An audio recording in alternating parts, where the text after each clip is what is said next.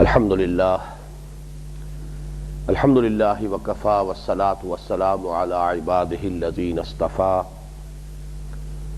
خصوصا علی افضلهم وخاتم النبیین محمد الامین وعلی آلہ وصحبہ اجمعین اما بعد فقد قال اللہ تبارک وتعالی کما ورد فی آخر سورة الحج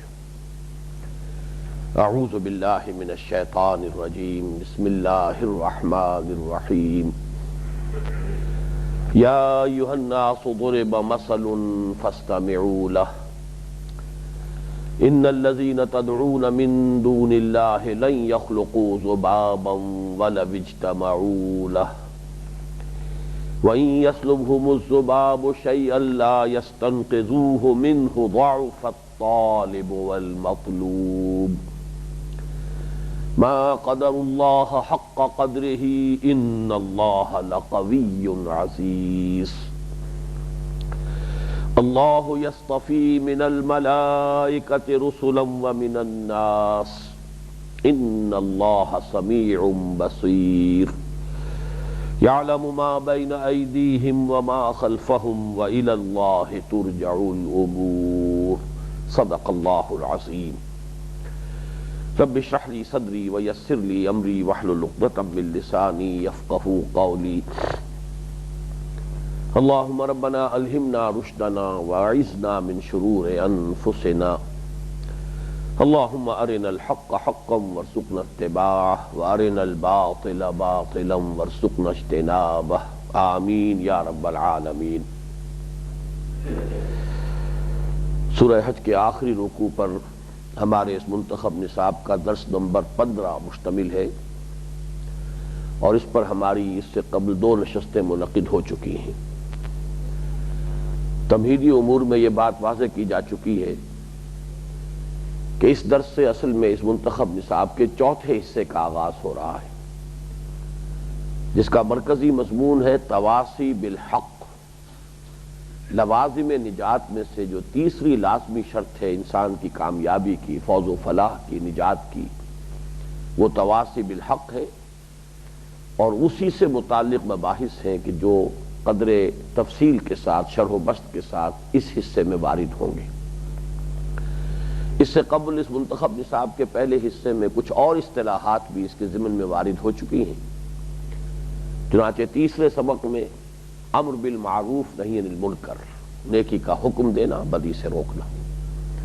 چوتھے درس میں دعوت الی اللہ، ومن احسن قولا ممن دعا الی اللہ وعمل صالحا وقال اننی من المسلمین۔ لیکن جو ہمارا 14واں درس تھا سورہ حجرات پر مشتمل، اس کے آخری حصے میں جامع ترین اصطلاح جو ہے وارد ہوئی جہاد فی سبیل اللہ، کہ یہ ایمان حقیقی کا رکن رکین ہے، رکن لازم ہے۔ اصل میں ہمارا یہ 4تھا حصہ اس منتخب نصاب کا ہے، وہ اب جہاد فی سبیل اللہ ہی کے مباحث پر مشتمل ہے۔ دوسری بات یہ عرض کی جا چکی ہے کہ ایک خاص اعتبار سے یہ قرآن حکیم کا جامع ترین مقام ہے۔ وہ خاص پہلو یہ ہے کہ قرآن کی دعوت کیا ہے، قرآن کا پیغام کیا ہے، اور اس مقام پر 2 حصوں میں اس دعوت کو تقسیم کر کے بڑی جامعیت کے ساتھ اس کا خلاصہ بیان کر دیا گیا۔ ایک قرآن کی دعوت عام ہے جس کے مخاطب ہے تمام انسان، اور وہ دعوت ایمان ہے۔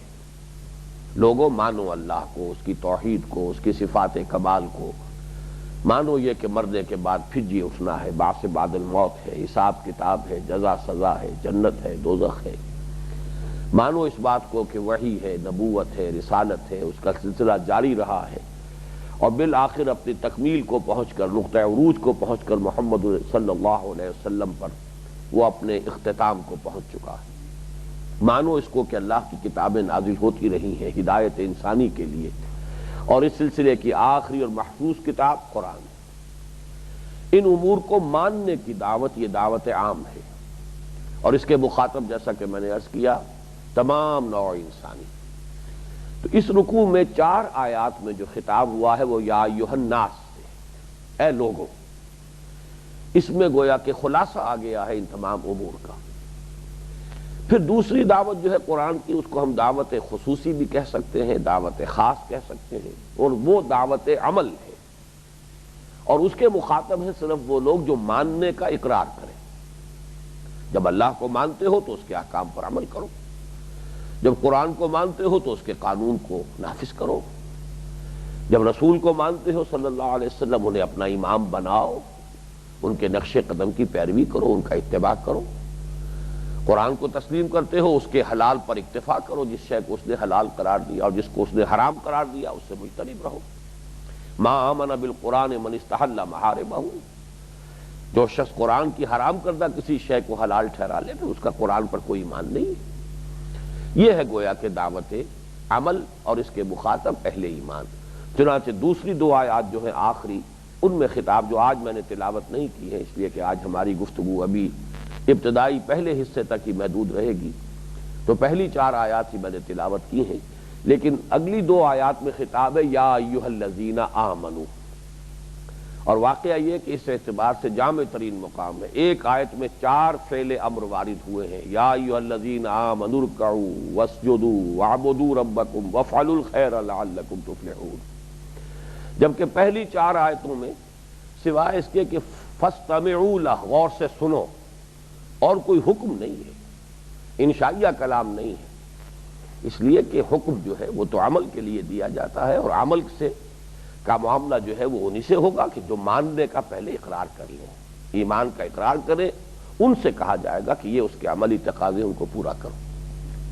بہرحال وہ تو بات کی ہماری بحث ہوگی کہ واقعتاً اس مقام پر 2 آیات میں فرائض دینی کا جامع تصور نہایت اختصار کے ساتھ آیا ہے اور بہت ہی جامعیت کے ساتھ آیا ہے، جیسے ایک سیڑھی پھر دوسری پھر تیسری پھر چوتھی، 4 سیڑھیوں میں جو ایمان کے پھر لوازم ہیں عملی، جو اس کے فرائض ہیں، ان کا ایک نہایت جامع تصور دے دیا گیا ہے۔ اب جو پہلا حصہ ہے جس پر کہ ہماری اس سے پہلے 2 نشستیں منعقد ہو چکی ہیں، ہم ایک آیت کا مطالعہ مکمل کر چکے۔ یا ایھا الناس ضرب مثل فاستمعوا لہ، اے لوگو ایک مثال بیان کی جاتی ہے، توجہ سے سنو۔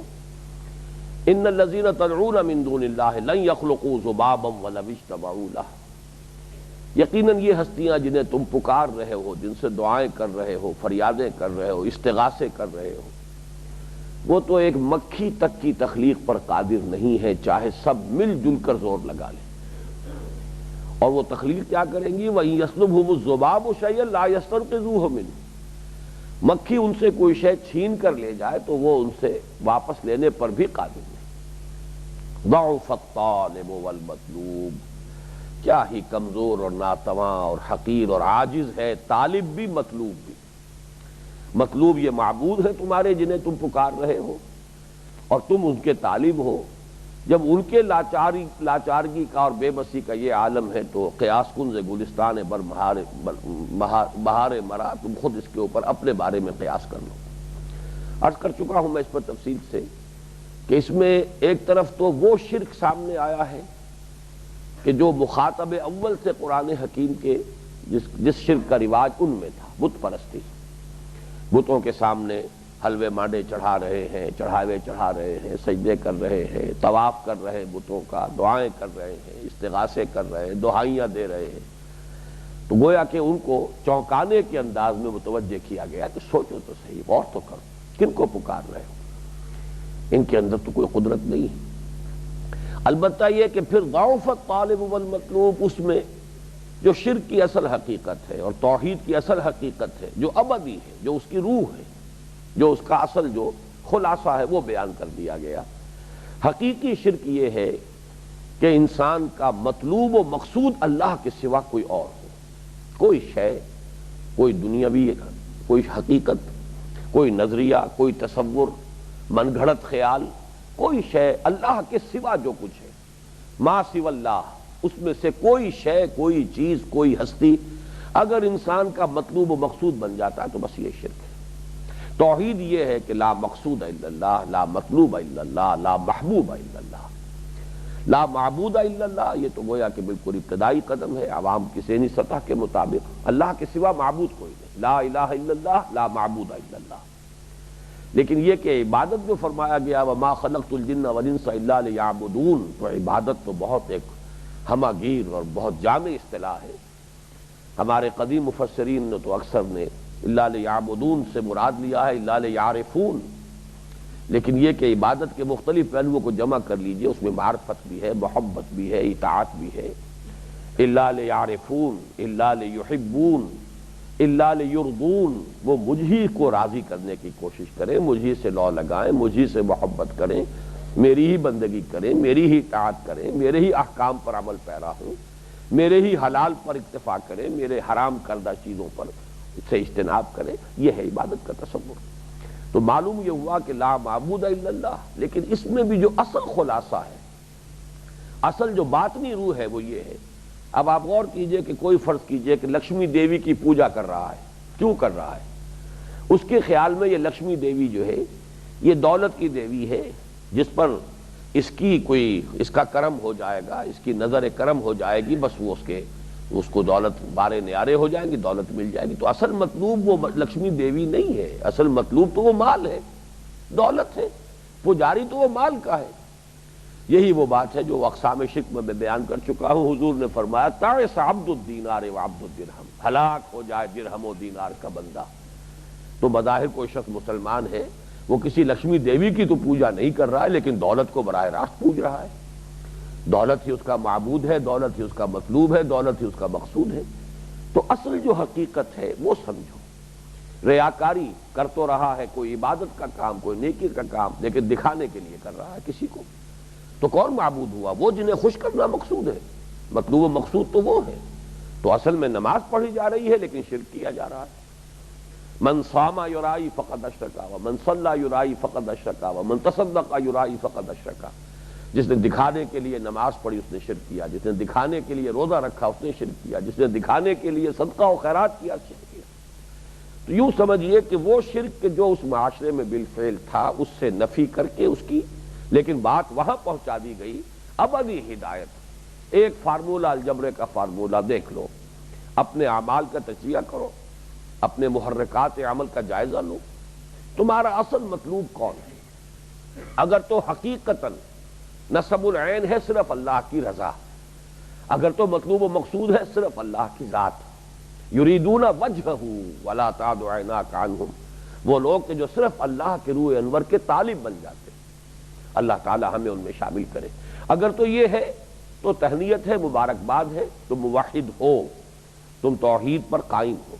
اور اگر یہ نہیں ہے مطلوب و مقصود، چاہے وہ شہرت ہو، چاہے وہ مال ہو، چاہے وہ دنیا میں کوئی اور چیز ہو، چاہے وہ وطن ہو، چاہے وہ کسی اور تصور کو تم نے معبود بنا لیا ہو۔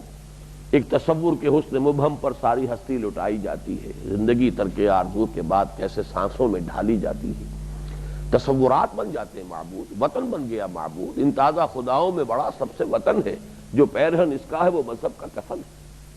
یہ گفتگو تو ہم کر چکے ہیں، اب اگلی آیت کی طرف آئیے۔ اس میں اصل سبب بیان ہو رہا ہے، اور یہ بھی اس اعتبار سے فلسفہ شرک کے موضوع پر نہایت اہم مقام ہے قرآن مجید کا۔ ما قدر اللہ حق قدرہ ان اللہ لقوی عزیز۔ یہ اندازہ نہ کر پائے اللہ کا جیسا کہ حق تھا اس کے اندازہ کرنے کا۔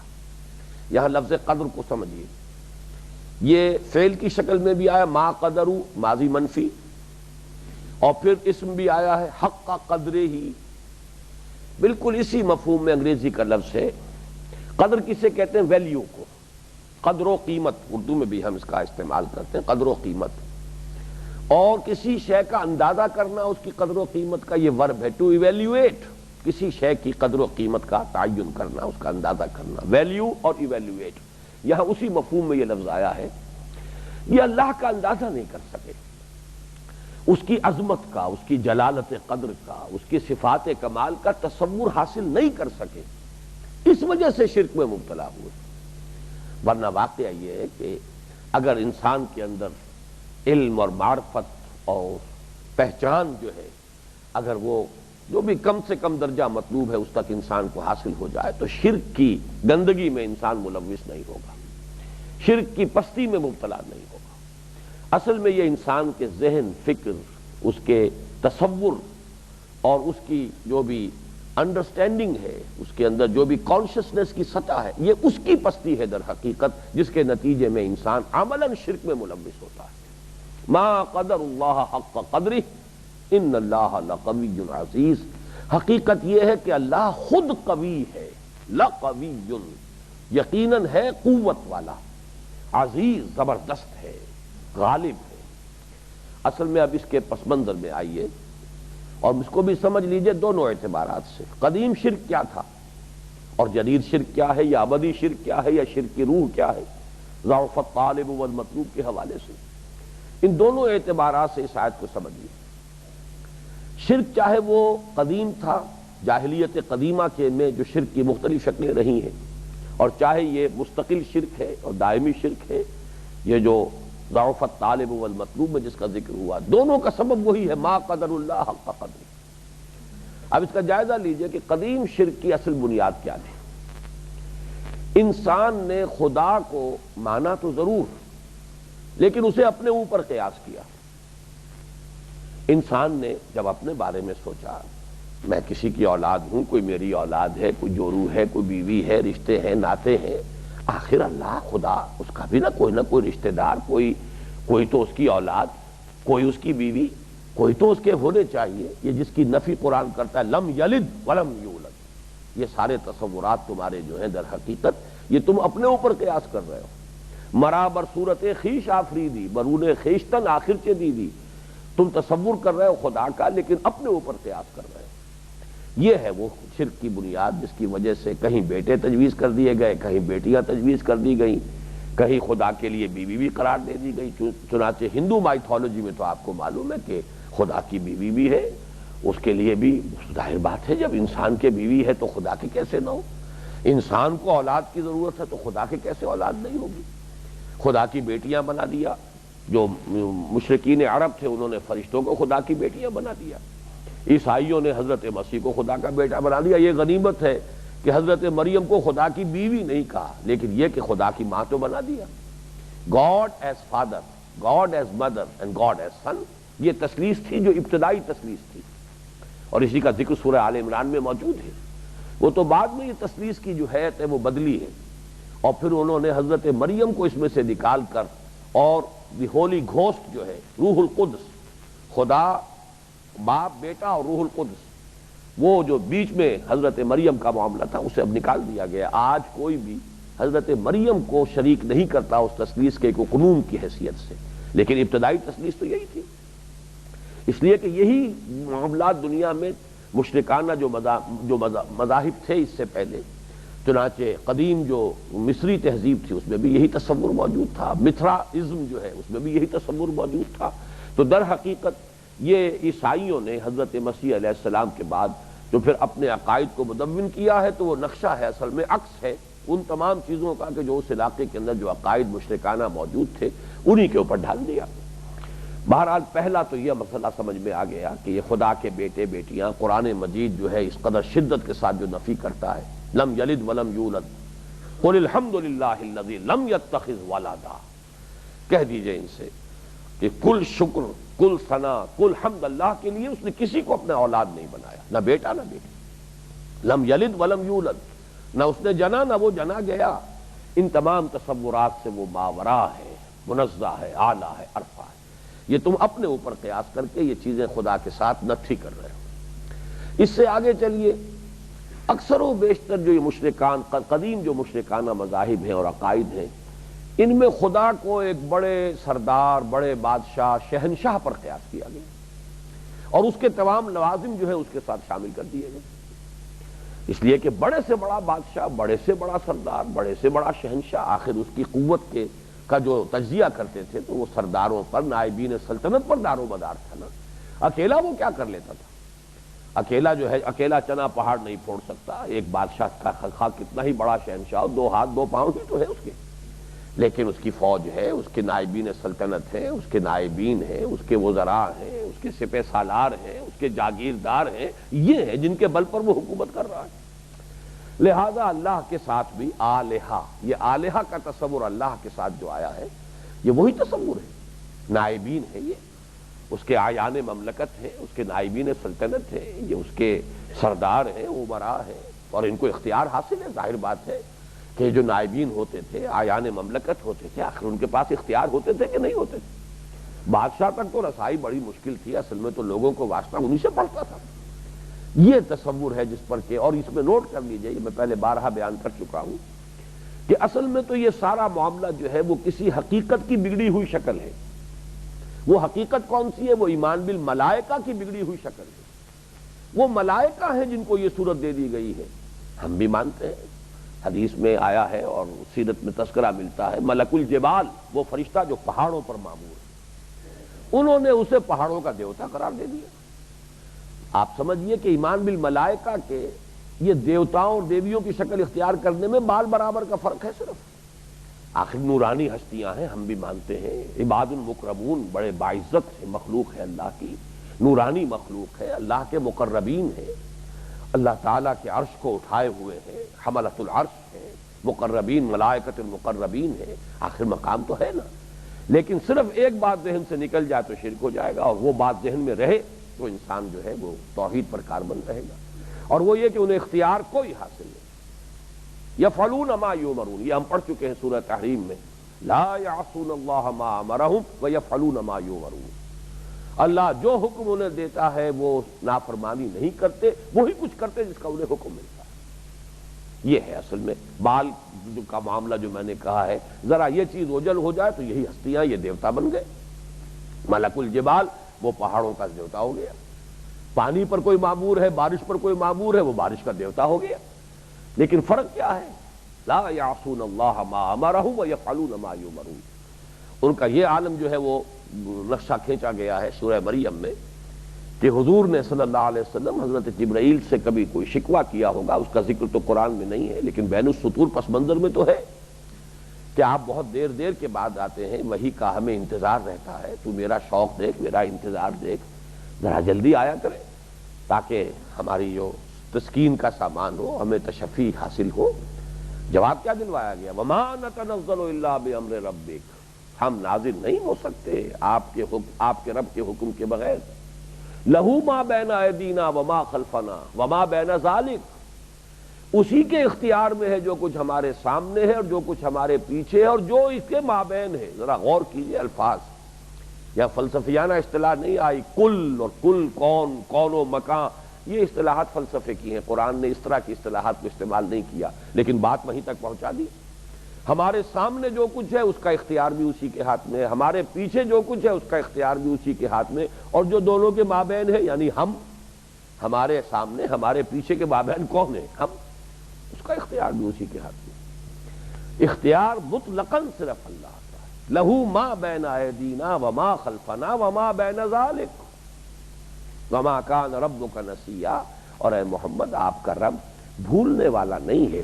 یہ تاخیر جو ہے یہ کسی نسیان کی وجہ سے نہیں ہوتی، یہ بھی حکمت پر مبنی ہے، وقفے وقفے سے آنے ہی میں حکمت ہے۔ ورتلناہ ترتیلا ونزلناہ تنزیلا، یہ تو حکمت ہے کہ قرآن تھوڑا تھوڑا کر کے اتارا جا رہا ہے۔ تو میں نے عرض کیا کہ یہ وہ تصور تھا نائبین سلطنت کا کہ جس پر یہ شرک کا پورا نظام، یہ گاڈز اینڈ گاڈیسز اور یہ آلہہ، یہ تمام کے تمام جو ہیں در حقیقت دیویاں اور دیوتا، یہ وہی ملائکہ، ایمان بالملائکہ کی بگڑی ہوئی شکل۔ تیسرا شرک کیا تھا؟ یہی جو بڑے بادشاہ اور بڑے شہنشاہ یا بڑے چودھری، بڑے سردار، کچھ ان کے مصاحبین، منہ چڑھے مصاحبین ہوتے ہیں کہ جن کی بات وہ ٹالتا نہیں ہے، جن کی سفارش سے بس بیڑا پار ہو جاتا ہے۔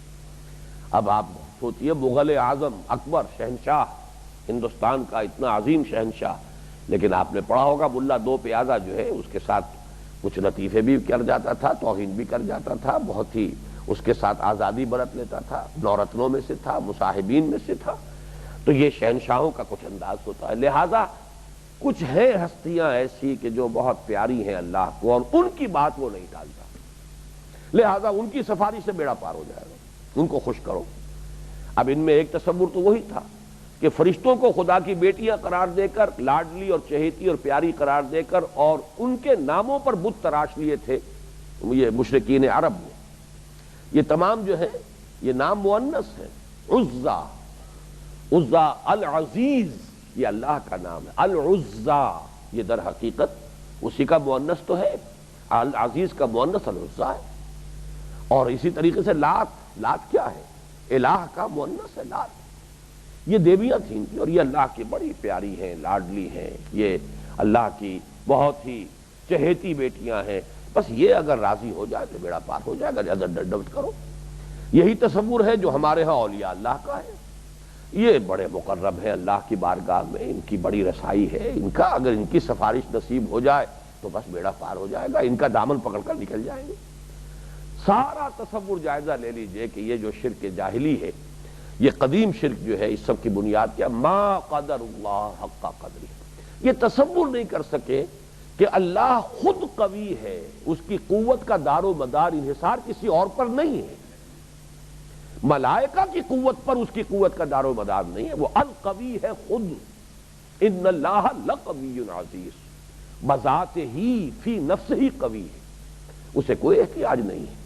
وہ ملائکہ کی فوجوں کے بغیر ایسا نہیں ہے کہ اس کے بغیر وہ کچھ کر نہ سکتا ہو، اس کا اختیار مطلق ہے۔ العزیز، وہ خود ہے زبردست، چھایا ہوا، غالب، اس کا یہ غلبہ کسی اور کے سہارے پر نہیں ہے، کسی اور کی بنیاد پر نہیں ہے۔ اس طرح اس کے دوست ہیں، اولیاء اللہ ہیں، لیکن کسی ذوف اور کسی عجز کی وجہ سے اس نے دوستیاں نہیں پالی ہوئی ہیں۔ اور یہ وہ بات ہے جو سورہ بنی اسرائیل کے جو آخری آیت ہے اس میں ان تمام تینوں تصورات کی نفی کر دی گئی ہے، جمع کر کے ان کو۔ وَقُلِ الْحَمْدُ لِلَّهِ الَّذِي لَمْ يَتَّخِذْ وَلَدًا وَلَمْ يَكُنْ لَهُ شَرِيكٌ فِي الْمُلْكِ وَلَمْ يَكُنْ لَهُ وَلِيٌّ مِّنَ الذُّلِّ وَكَبِّرْهُ تَكْبِيرًا۔ اور کہیے کہ کل حمد، کل ثنا اللہ کے لیے ہے جس نے کسی کو اپنی اولاد نہیں بنایا۔ نمبر ایک، پہلی نفی ہو گئی اس تصور کی جو تم نے اپنے اوپر قیاس کرتے ہوئے اولاد اور جوڑی اور جو بھی کچھ رشتے ناتے اس کے لیے طے کر دیے۔ وَلَمْ يَكُنْ لَهُ شَرِيكٌ فِي الْمُلْكِ، بادشاہی میں، اختیار میں اس کا ساتھی کوئی نہیں ہے۔ فرشتے ہیں، جو بھی مخلوقات ہیں، اس کی ساتھی کوئی نہیں ہے، اختیار میں کوئی شریک نہیں ہے۔ لا یشرک فی حکمہ احدا، یہ سورہ کہف میں الفاظ آئے، وہ اپنے حکم میں، اپنے فیصلے میں کسی کو شریک کرنے کو تیار نہیں، حکومت میں کوئی اس کا ساتھی اور شریک نہیں۔ اور وَلَمْ يَكُنْ لَهُ وَلِيٌّ مِّنَ الذُّلِّ، اب یہاں دیکھیے نفی یہ نہیں کی کہ اس کا کوئی ولی نہیں ہے، ولی ہے اس کے، اولیاء اللہ ہے۔ حدیث میں الفاظ یہاں تک آئے، من عادى لي وليا فقد آذنته بالحرب، اللہ فرماتا ہے، حدیث قدسی ہے، جس نے میرے کسی ولی کے ساتھ دشمنی اختیار کی پھر اس کے خلاف میرا اپنا الٹیمیٹم ہے، میری طرف سے اعلان جنگ ہے اس شخص کے خلاف جو میرے کسی ولی سے دشمنی رکھے اور اس کی عداوت کی روش اختیار کرے۔ تو ولی تو ہے، لیکن تمہارا ولی، تمہارا دوست اور میرا ولی اور میرا دوست زمین و آسمان کا فرق ہے۔ تم دوستیاں پالتے ہو اس لیے کہ تمہیں کبھی ضرورت پڑے گی ان کی، ان کے ناجائز بات بھی ماننے پر مجبور ہو جاتے ہو کہ کبھی کوئی کام میرا ان سے پڑے گا، آخر میں بھی کوئی کام کرواؤں گا۔ آج بات جو یہ کہہ رہا ہے تو اچھی نہیں ہے، لیکن بہرحال دوست ہے، دوستی نبھانی ہے، اس کا ساتھ دینا ہے، کیونکہ تمہارے اندر عجز ہے، تمہارے اندر کمزوری ہے، تمہارے اندر ضعف ہے، تمہیں اپنی دوستیوں کے ساتھ یہ روش اختیار کرنی پڑتی ہے۔ میرے دوست ہیں لیکن کسی میرے ضعف یا عجز یا کسی اور میرے احتیاج کی بنیاد پہ نہیں ہے۔ وَقُلِ الْحَمْدُ لِلَّهِ الَّذِي لَمْ يَتَّخِذْ وَلَدًا وَلَمْ يَكُنْ لَهُ شَرِيكٌ فِي الْمُلْكِ وَلَمْ يَكُنْ لَهُ وَلِيٌّ مِّنَ الذُّلِّ وَكَبِّرْهُ تَكْبِيرًا، اس کی تو تکبیر کرو جیسے کہ اس کی تکبیر کا حق ہے، اس کی بڑائی کا حق ادا کرو، اس کی عظمت، اس کی قدرت، اس کا غلبہ۔ ان اللہ لقوی عزیز، وہ از خود قوی ہے، از خود عزیز ہے، زبردست۔ نہ ملائکہ کی بنیاد پر اس کی حکومت ہے، نہ کسی اور مخلوقات میں سے کسی کا کے ساتھ اس کی کوئی احتیاج وابستہ ہے، نہ کسی اپنے ولی کے ساتھ اس کا معاملہ کوئی اس وجہ سے ہے کہ اس کی کنی دبتی ہو، معاذ اللہ معاذ اللہ، کسی وجہ سے اسے اس کی بات مجبوراً ماننی پڑے۔ یہ تمام تصورات تمہارے ہیں اس لیے کہ تم انہی چیزوں، اس سے اوپر سوچ نہیں سکتے۔ یہ ہے سبب اس جاہلیت قدیمہ کے شرک کا۔ اب اسی کو آپ آگے لے آئیے، سیدھی سی بات یہ ہے، جس سے کوئی اعلیٰ مقام نظر آتا ہو اور وہ اس کی رسائی میں ہو، وہ ادنا پر کیوں اکتفا کرے گا؟ میں بہت ہی سادہ مثال، بہت عملی دے رہا ہوں، جسے کوئی بہت اونچا اعلیٰ رشتہ ملتا ہو۔ اب رشتے کے کسی اعلیٰ اور اونچے ہونے کے بہت سے معیارات ہو سکتے ہیں۔ فرض کیجئے کسی کے نزدیک خاندان اور حسب نسب سب سے بڑی شے ہے، تو جسے بہت اعلیٰ حسب نسب اور اونچے خاندان کا رشتہ ملتا ہو وہ اس سے کمتر میں کیوں رشتہ کرے گا؟ یا کہیں اگر کسی دولت مند خاندان میں رشتہ ہو سکتا ہو تو وہ کسی غریب کے ہاں کیوں جائے گا؟ یا فرض کیجئے کسی کے ہاں معیار نیکی ہے، جیسے کہ حضور نے فرمایا کہ لوگ شادیاں کرتے ہیں کوئی حسب نسب کی بنیاد پر، کوئی خوبصورتی اور حسن و جمال کی بنیاد پر، کوئی دولت کی بنیاد پر، تو دیکھو تم نیکی کی بنیاد پر رشتہ کیا کرو، تقوی اور دین یہ دیکھا کرو رشتہ کرتے ہوئے۔ اب ظاہر بات ہے کہ اگر کسی شخص کو دینی اعتبار سے اونچا رشتہ ملتا ہو تو اس اعتبار سے پستر پر کیوں آئے گا؟ اس کا معیار اگر یہی ہے، یہ تو کمتر پر تو آدمی اسی وقت آتا ہے جبکہ برتر دستیاب نہ ہو یا اس تک اس کی رسائی نہ ہو۔ یہ ہے اصل وہ بات، ما قدر اللہ حق قدری، اپنے ذہن کی تنگی کے باعث، اپنے تصورات کی محدودیت کے باعث، اپنے ذہن کی سطح کی پستی کے باعث اللہ کے جلال اور جمال اور کمال کا کوئی تصور انہیں حاصل نہیں ہو پایا، اس لیے یہ پستی کے اندر منہ مار رہے ہیں۔ اس لیے کہ اعلیٰ غذا کسی کو ملے تو وہ ظاہر بات ہے کہ وہ پستی میں منہ نہیں مارے گا، جو میں پچھلی نشست میں عرض کر چکا ہوں ڈاکٹر رفیع الدین کے حوالے سے کہ یہ کسی سے محبت کرنا یہ فطرت کا تقاضا ہے، اور فطرت میں یہ تقاضا رکھا گیا، روح کے اندر ہے یہ تقاضا کہ اللہ سے محبت کی جائے۔ لیکن جب اللہ تک رسائی نہیں ہو پائی ذہنی اعتبار سے، جیسے کہ قرآن مجید میں بعض مقامات پر آتا ہے ذالک مبلغہم من العلم، ان کی علم میں رسائی یہیں تک ہو پائی ہے، یہ گویا کہ انسان کے تصورات کی پستی ہے، علم کی محدودیت ہے، یہ اس کی ذہنی سطح جو ہے اس کی پستی ہے کہ وہ اللہ کے سوا، جو میں پچھلی نشست میں بار بار الفاظ میں نے استعمال کیے، ڈونٹ سیٹل فار لیس، تم کمتر پر کیوں معاملہ کر رہے ہو؟ برتر سے برتر، اعلیٰ سے اعلیٰ، اور برترین اور اعلیٰ ترین نسب العین منزل ما کبریاء۔ اور میں نے جو مثال دی تھی کمند کی، گویا کہ یہ کمند کیا ہے؟ یہ تصور کی کمند ہے، یہ علم اور فہم اور معرفت کی کمند ہے۔ جتنی اونچی اسے پھینکو گے وہیں جا کر یہ ٹکے گی اتنی بلندی پر، اور پھر تم اتنا اونچا اٹھ سکو گے۔ ضعف الطالب والمطلوب، اگر اونچی کمند ہوگی اونچے چڑھ جاؤ گے، نیچے ہی کہیں اٹک گئی ہے تو وہیں تک پہنچ سکو گے، اس سے آگے تو نہیں جا سکتے۔ تو یزداں بکمند آور ہمت مردانہ، تمہاری ہمت ہونی چاہیے کہ اپنی اس کمند علمی کو، اپنی اس کمند معرفت کو اللہ تعالیٰ کی ذات سے ورے کہیں نہ اٹکنے دینا۔ گاہ میری نگاہ تیز چیر گئی دل وجود، گاہ الجھ کے رہ گئی میرے توہمات میں، کہیں تمہارے توہمات میں الجھ کر نہ رہ جائے یہ کمند علمی، یہ انسان کی جو بھی معرفت کی کمند ہے اس کو پہنچاؤ، نگاہ جو دل وجود کو چیر کر یہ ذات باری تعالیٰ پر جا کر وہاں تمہارا مقصود معین ہو جائے۔ لا مقصود الا اللہ، لا مطلوب الا اللہ، لا محبوب الا اللہ۔ تو اس چند الفاظ پر مشتمل ایک مختصر آیت میں جو اصل سبب ہے شرک کا وہ بیان کیا، اور یہ نوٹ کر لیجئے یہ الفاظ قرآن مجید میں 3 مرتبہ آئے، ما قدر اللہ حق قدری۔ یہ میں نے عرض کیا ہے بارہا کہ اصل میں کسی بھی الفاظ کی اہمیت کا ایک پیمانہ یہ بھی ہے، اس لیے کہ ظاہر بات ہے کہ نہ عربی زبان کا دامن تنگ ہے، نہ اللہ کی ووکیبلری محدود تھی، معاذ اللہ ثم معاذ اللہ۔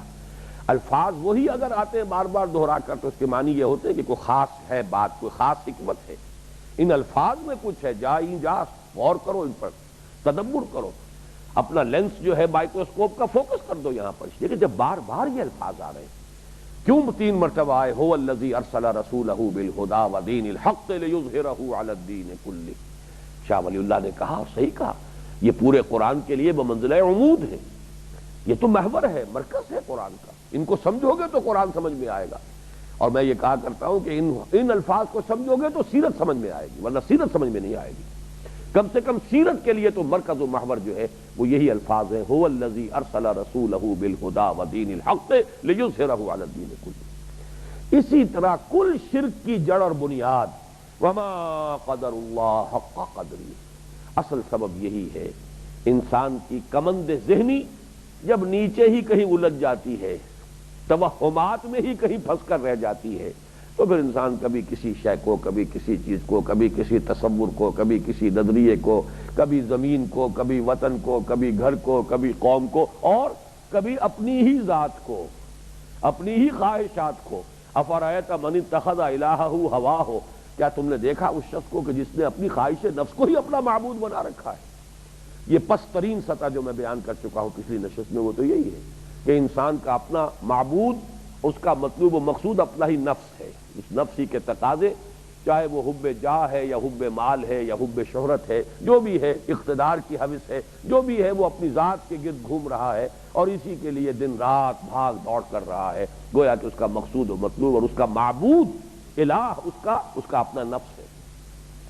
افرأیت من اتخذ الہہ ہواہ، کیا دیکھا آپ نے اس شخص کو جس نے اپنی خواہش نفس کو اپنا معبود بنا لیا؟ اب یہ تمام چیزیں جو اقسام شرک میں بیان ہوئی ہیں مختلف عنوانات سے، اب آپ دیکھیے یہاں پر ضعف الطالب والمطلوب اور وما قدر اللہ حق قدرہ۔ شرک کی حقیقت کیا ہے؟ اللہ کے سوا کوئی شے یا کوئی ہستی یا کوئی انسٹیٹیوشن یا کوئی تصور یا کوئی نظریہ تمہارا مطلوب و مقصود بن جائے، یہ شرک۔ اور اس کا سبب کیا ہے؟ ما قدر اللہ حق قدرہ، یہ اللہ کو نہ پہچان پائے جیسے کہ اس کو پہچاننے کا حق تھا۔ یہ رکوع اس اعتبار سے جو اس کی جامعیت تو اصل میں یہ سارا جب ہم پڑھ لیں گے سامنے آئے گا، یہ جو اسلوب ہے یہ اس رکوع میں 2 دفعہ آیا ہے، ما قدر اللہ حق قدرہ، اگلے حصے میں آئے گا جاہدوا فی اللہ حق جہاد، 2 ہی چیزیں، اللہ کی معرفت جیسا کہ اس کا حق ہے اور اللہ کے لیے جہاد جیسے کہ اس کا حق ہے۔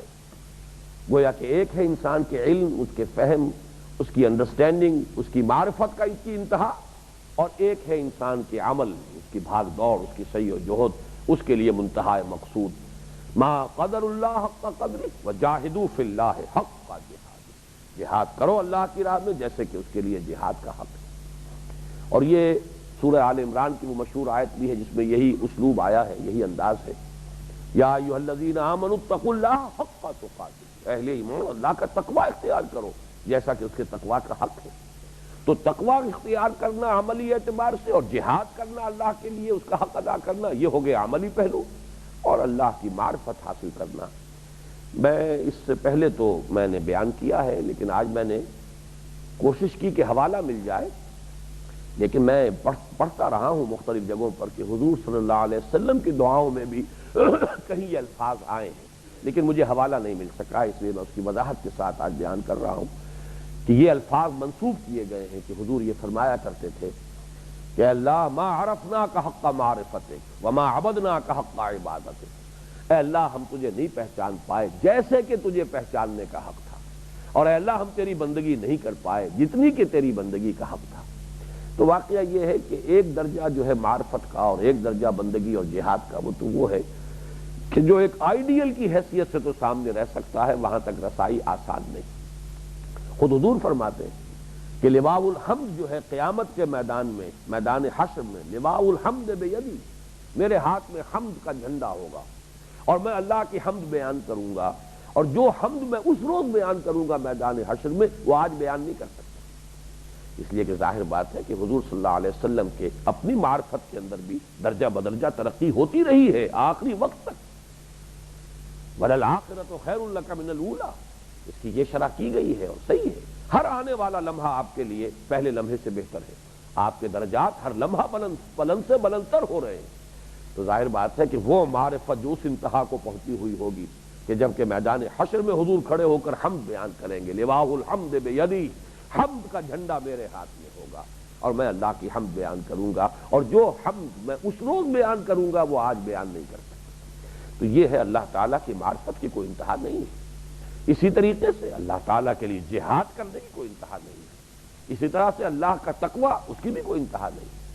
آدمی امکانی حد تک بڑھتا رہے، امکانی حد تک کوشش کرے، معرفت میں ترقی کرنے کی کوشش کرے، جہاد میں آگے سے آگے بڑھنے کی کوشش کرے، تقوی میں آگے سے آگے بڑھنے کی کوشش کرے، اور اس میں عملی اعتبار سے جب صحابہ کرام پریشان ہو گئے تھے کہ یہ یا ایھا الذین آمنوا اتقوا اللہ حق تقاتہ، حضور کون ہوگا جو اللہ کے تقوی کا حق ادا کر سکے؟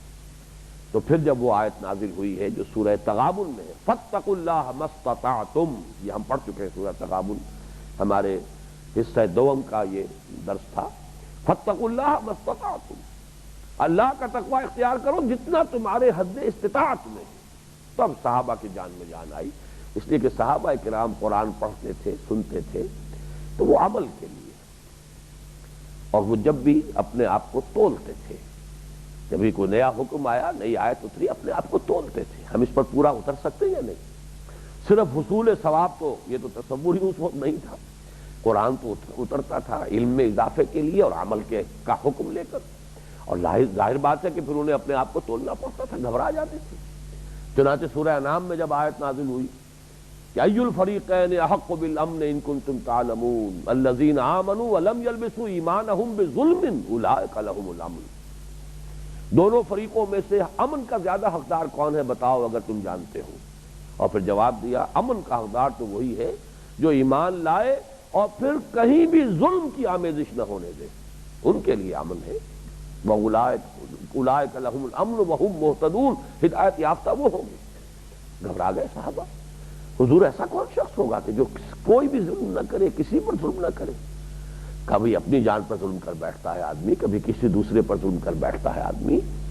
بہت سے انسان کے معاملات جو ہیں، اگر تو یہ شرط یہ ہے الذین آمنوا ولم یلبسوا ایمانہم بظلم، ظلم کی کوئی آلائش اور کوئی آمیزش نہ ہو، تب امن ہے اور تب ہدایت کا وعدہ ہے۔ تو حضور نے فرمایا نہیں، یہ نہ گھبراؤ، یہاں ظلم سے مراد شرک ہے۔ تم نے دیکھا نہیں قرآن مجید میں جو بیان کیا گیا ہے ان الشرک لظلم عظیم، وہی حضرت لقمان کی نصائح میں جو ہمارا درس نمبر 3 ہے اس منتخب نصاب کا، یا بنی لا تشرک باللہ ان الشرک لظلم عظیم، یہاں مراد شرک ہے۔ شرک کی آمیزش سے جو لوگ بچے رہے، شرک کی کوئی آلودگی نہ آنے دیں اپنے ایمان میں، ان کے لیے امن ہے اور ان کے لیے ہدایت۔ تو یہ ہے اصل میں وہ کہ چونکہ وہ لوگ جب قرآن سنتے تھے یا پڑھتے تھے تو ساتھ کے ساتھ اپنے آپ کو تولتے تھے کہ اس کے اوپر ہم پورا اتر سکتے ہیں یا نہیں، پورا اتر رہے ہیں یا نہیں۔ یہاں پر بھی وہی معاملہ ہے، وما قدر اللہ حق قدرہ ان اللہ لقوی عزیز، یہ اندازہ نہ کر پائے اللہ کا جیسا کہ اللہ کے اندازے کا حق تھا۔ جیسا کہ میں نے ابھی عرض کیا ہے، ایک حق تو کما حقہ اللہ کی معرفت، یہ تو یوں سمجھیے کہ اس دنیا کی زندگی میں رہتے ہوئے تو تقریباً ناممکنات میں سے ہے۔ یہاں تو یہی ہے کہ اللہ تعالیٰ کی وہ معرفت حاصل ہو جائے، اس کی صفات کمال، اس کا ایک ایسا اجمالی تصور قائم ہو جائے کہ جو شرک کی آلودگی سے انسان کو بچائے، اور اسی کا انسان اسی کا محب بن جائے، اسی کا عاشق بن جائے۔ والذین آمنوا اشد حبا للہ، تمام محبتوں پر غالب آ جائے محبت اللہ کی۔ اس درجے تک اگر معاملہ ہو گیا ہے تو بس اللہ تعالیٰ کے ہاں کامیابی حاصل ہو جائے گی۔ باقی یہ ہے کہ درجات جو، جیسا کہ جنت کے بارے میں عام لوگوں کا تصور تو شاید یہی ہے کہ بس وہاں جا کر کھانا پینا عیش کرنا ہے اور تو کچھ ہے نہیں، لیکن صحیح بات یہ کہ وہاں بھی ترقی درجات ہوتی رہے گی، اس لیے کہ ایسے لوگ بھی تو جنت میں پہنچ جائیں گے نا جن کے ایمان کی اتنی زیادہ پونجی تو نہیں تھی، لیکن یہ کہ بہرحال ایمان کے ساتھ عمل کا کچھ اتنا وزن لے آئے ہیں کہ بد اعمالی اور گناہوں کا پلڑا جو ہے وہ کم ہے اور نیکیوں کا پلڑا بھاری ہے۔ تو چاہے زیادہ پونجی نہیں بھی تھی، ایمان کی رمق بھی ہو، لیکن اس کے ساتھ اعمال صالحہ کا وزن جو ہے وہ ان اعمال سیئہ سے بڑھ جائے، جنت میں داخل ہو جائیں گے۔ لیکن اب یہاں ان کی ترقی، معرفت کی ترقی جو ہے درجہ بدرجہ ان کا اضافہ ہوگا، اور یہاں تک کہ آخری بات جو فرمائی گئی ہے، آخری نعمت جو ہے وہ ہے کہ جب اللہ کا دیدار نصیب ہوگا انسان کو، یہ ہے سب سے بڑی نعمت، یہ ہے گویا کہ جنت کی نعمتوں میں سے جو سب سے اونچی نعمت ہے، یہ اللہ تعالیٰ کا براہ راست دیدار جب حاصل ہوگا، یہ گویا کہ انسان کا کمال ہو جائے گا اور یہ اس کی معرفت کی بھی انتہا ہوگی۔